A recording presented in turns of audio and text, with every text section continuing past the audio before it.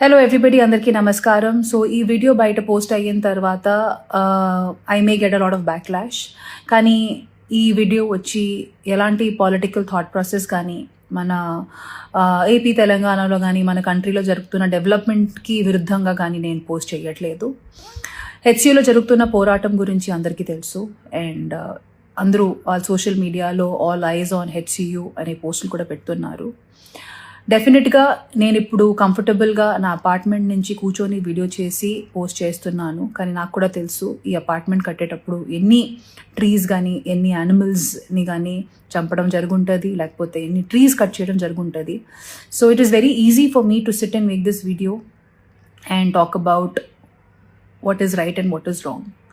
But as a lay man ఇప్పుడు జరుగుతున్న issue ఎందుకు జరుగుతుంది, లీగల్గా దాని ఆస్పెక్ట్ ఏముంది, నాకు అంతగా దాని మీద అవగాహన లేదు. కాబట్టి యాజ్ అ కామన్ మ్యాన్ నిన్న రాత్రి జరిగిన డెవలప్మెంట్ వీడియో చూసిన తర్వాత after listening to all the cries of those birds and uh birds and పీకాక్సే కాకుండా they are many more deers and other species which I have been habitating there. Maybe this is our chance to redeem hour selves.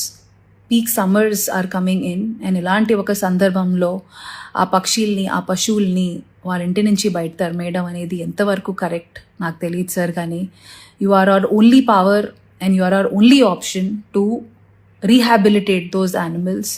So please ఆ పక్షుల్ని కూడా దృష్టిలో పెట్టుకొని ఒక positive అప్రోచ్తో మీరు మీ next decisions తీసుకుంటారు అనేది మనస్ఫూర్తిగా కోరుకుంటున్నాము.